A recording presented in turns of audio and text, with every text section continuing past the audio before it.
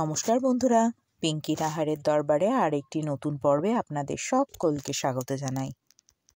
শীতকালীন সবজিতে ফুলকপি কিন্তু বেশ জনপ্রিয় আর আমার ভালো লাগেও ভীষণ। তাই ফুলকপি দিয়ে বিভিন্ন রকমের এক্সপেরিমেন্টাল রান্না করতেও আমার বেশ ভালো লাগে।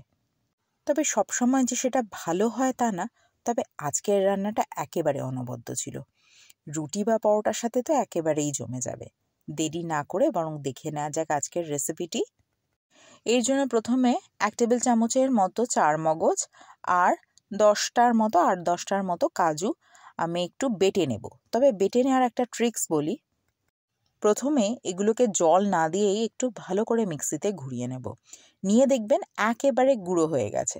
তারপরে একটু জল দিলেই একেবারে মিহি পেস্ট হয়ে যাবে। অনেস্টলি বলতে গেলে আমি শিলনোড়ায় বাটলেও কিন্তু এত মিহি করতে পারতাম না। ওই পেস্টটা হয়ে গেছে, ওটা রেখে দিলাম। এবার আর একটা পেস্ট বানিয়ে নেব।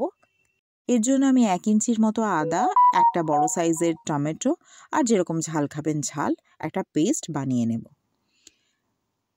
এরপরে চলে আসি মূল রান্নায়। তার জন্য আমি কড়াইতে দিয়ে দিলাম কিছুটা তেল। এখানে না হলেও 25 ml মতো তেল রয়েছে এবং একটা মোটামুটি বড় সাইজের ফুলকপি, যেটাকে আমি কেটে ভেজে নেব। চাইলে আপনারা কিন্তু একটু ভাপ দিয়েও নিতে পারেন। যদি ভাপ দিয়ে নেন তাহলে দেখবেন আবার এতটা তেল লাগবে না। কিন্তু ভেজে করলে যে টেস্ট হয় সেটা কিন্তু ভাপ দিয়ে করলে টেস্টের একটু পার্থক্য হয় বই কি। যাই হোক, আমি প্রেফার করি এরকম ভেজেই করা, তাই আমি একটু ভেজে নিচ্ছি। খুব বেশি ভাজার দরকার নেই, অল্প একটু ভেজে নিলেই হবে। অবশ্যই খুব বেশি কিন্তু ভাজবেন না। আর ফ্লেমটাকে আমি একটু বাড়িয়েই রেখেছিলাম। তো এই অবস্থায় ফুলকপিগুলো দেখে বুঝতে পারছেন যে এর কোনো রঙও আসেনি আর সেদ্ধও এতটুকু হয়নি। জাস্ট একটু হালকা নাড়াচাড়া করে নেওয়া। এবং যে 25 ml মতো তেল দিয়েছি, দেখুন সবটুকু তেল কিন্তু এটা টেনে নিয়েছে। আচ্ছা, ওই কড়াইয়ের মধ্যেই আমি দিয়ে দিলাম আরও কিছুটা তেল। এখানে ওই 20 ml মতো তেল রয়েছে। তার মধ্যে দিয়ে দেবো একটু মৌরি। এখানে 1 চা চামচের মতো মৌরি রয়েছে। আর দিয়ে দেবো ওই যে টমেটো, আদা আর কাঁচা লঙ্কার যে পেস্টটা বানিয়ে রেখেছিলাম সেই পেস্টটা। এরপরে ভালো করে এটাকে কষিয়ে নেব। একটু সময় নিয়ে কষাতে হবে যাতে টমেটোর কাঁচা গন্ধটা চলে যায়, আর অবশ্যই আদাটাও ভালো করে যেন কষানো হয়ে যায়। দিয়ে দিলাম আমি স্বাদ মতো নুন, দিয়ে দিলাম এখানে 1 চা চামচের মতো হলুদ গুঁড়ো, দিয়ে দেবো এখানে আধা চা চামচের মতো জিরে গুঁড়ো, দিয়ে দেবো এখানে আধা চা চামচের মতো ধনে গুঁড়ো, আর রঙটা যাতে ভালো আসে তার জন্য 1 চা চামচের মতো কাশ্মীরি লাল লঙ্কার গুঁড়ো দিয়ে এবারে ভালো করে কিন্তু আমি সমস্ত মশলাপাতি কষিয়ে নেব। একটু সময় ধরেই কষাবেন। কষাতে কষাতে যদি দেখেন যে মশলাটা ড্রাই হয়ে যাচ্ছে বা পুড়ে যাচ্ছে, তখন একটু জল দিয়ে নেবেন। অল্প একটু জল, যাতে মশলাটা নিচে না লেগে যায় তার জন্য। এবারে একটু হালকা ফ্লেমে বা মিডিয়াম ফ্লেমে আমি ভালো করে একটু কষিয়ে নেব। দেখুন তেলটা কিন্তু আলাদা হতে শুরু করে দিয়েছে। এই পর্যায়ে আমি দিয়ে দেব এই যে কাজুর পেস্টটা, মানে কাজু আর চারমগজের যে পেস্টটা বানিয়ে রেখেছিলাম সেই পেস্টটা। দেখুন কি মিহি পেস্ট হয়েছে।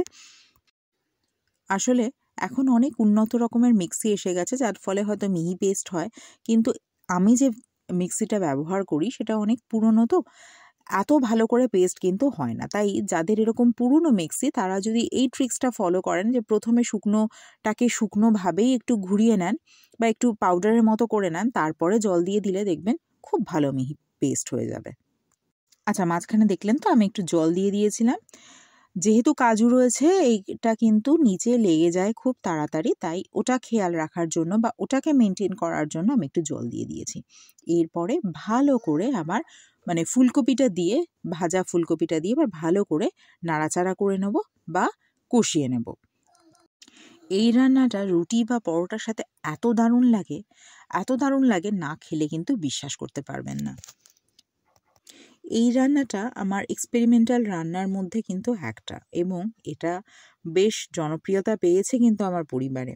তাই ভাবলাম কেন আপনাদের সাথে শেয়ার করব না, যেহেতু একটা রান্নার চ্যানেল খুলে বসেছি। আশা রাখি আপনারা যদি বাড়িতে এটা করেন আপনারাও বেশ জনপ্রিয় হয়ে যাবেন কিন্তু। আচ্ছা, কিছুক্ষণ কষিয়ে নেওয়ার পর বা মোটামুটি ভালো করে কষিয়ে নেওয়ার পর বলতে পারেন এখানে ফুলকপিটা মোর অর লেস 70% মতো সেদ্ধ হয়ে গেছে। তখন আমি কড়াইশুঁটিটা দিয়ে দিলাম। আচ্ছা, এক্ষেত্রে একটা ছোট্ট টিপস শেয়ার করি। এটাকে যদি টিপস বলি না, আমার মার খেতে আর বেশি দিন বাকি নেই। সেটা হলো এই যে কড়াইশুঁটিটা যদি কচি হয় তাহলে কিন্তু এত আগে দেওয়ার দরকার নেই, কিন্তু কড়াইশুঁটিটা যদি একটু বুড়ো হয় যেরকম আমাদের ছিল, সে কারণে আমি তাড়াতাড়ি দিয়ে দিলাম। আচ্ছা দেখুন, আরও একটা জিনিস কিন্তু বা আরও একটা উপকরণ আমি অ্যাড করলাম, সেটা হলো এই দুধ। এখানে আমি 1 থেকে 150 ml এর মতো দুধ দিলাম, এবং দুধটা দেওয়ার সময় অবশ্যই, এটা কিন্তু একটা টিপস বলতে পারেন, দুধ দেওয়ার সময় আমি কিন্তু ফ্লেমটাকে একেবারেই বন্ধ করে দিই। দুধ যদি ফোটানো থাকে, মানে ধরুন ইকুয়াল গরম যদি হয়, অন্য একটা উনুনে আপনি যদি দুধ বসিয়ে রাখেন, যখন দেখবেন দুধের টেম্পারেচার আর তরকারির টেম্পারেচার মোটামুটি এক, তাহলে অসুবিধা হয় না। কিন্তু দুটোর টেম্পারেচার যদি, তাহলে কিন্তু দুধটা কেটে যেতে পারে। তাই দুধ যখনই দেবেন বা দুধ জাতীয় কোনো প্রোডাক্ট যখন দেবেন, লাইক দই, তখন কিন্তু উনুনটা আঁচটা বন্ধ করে দিতে পারেন। বন্ধ করে দিয়ে এরপরে দেখুন আমি একটু পরে আবার চালাবো, মানে যখন মনে করব যে হ্যাঁ দুটো টেম্পারেচার এক হয়ে গেছে, তখন আমি চালাবো। আচ্ছা, এরই মাঝখানে আমি আরেকটু জল দিয়ে দিয়েছিলাম, দিয়ে দেখুন এবার কিন্তু ফুটতে শুরু করেছে। তখন আমি আবার ঢাকা দিয়ে দিলাম, আর ফ্লেমটাকে আমি অবশ্যই তখনও কমিয়ে রেখেছিলাম। কিছুক্ষণ পরে বা বলতে পারেন মিনিট 4-5 পরে দেখুন ফুলকপি আমার মোটামুটি সেদ্ধ হয়ে গেছে, দেখে নিশ্চয়ই বুঝতে পেরেছেন। এরপরে আমি আবার একটু কষিয়ে টষিয়ে নেব। আমার রান্না কিন্তু মোটামুটি শেষ, তবে শেষ করার আগে আমি একটু কাসৌরি মেথি, যেটা হাত দিয়ে একটুখানি ভেঙে নিচ্ছে, দিয়ে দিলাম। আমার ইউনিক এবং দারুণ স্বাদের ফুলকপির রান্না কিন্তু অলমোস্ট শেষ। শুধু কাসৌরি মেথিটা একটু মিলিয়ে এবারে এটাকে ঢেকে স্ট্যান্ডিং টাইমে দিয়ে দেবো। দিয়ে দিয়েছি আমি স্ট্যান্ডিং টাইমে। এবার পরিবেশনের পালা। রুটি বা পরোটার সাথে পরিবেশন করুন, অনবদ্য লাগবে খেতে।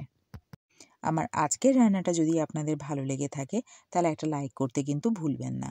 আর প্লিজ প্লিজ প্লিজ আমার চ্যানেলটিকে সাবস্ক্রাইব করুন এবং পাশে থাকা বেল আইকনে ক্লিক করুন, যাতে নোটিফিকেশনটা সবার আগে আপনার কাছে পৌঁছায়। তাহলে আজকের মতো টাটা, অন্য কোনো দিন অন্য কোনো রান্নাকে সঙ্গে নিয়ে হাজির হব। ভালো থাকবেন সবাই। ভিডিওটি দেখার জন্য ধন্যবাদ।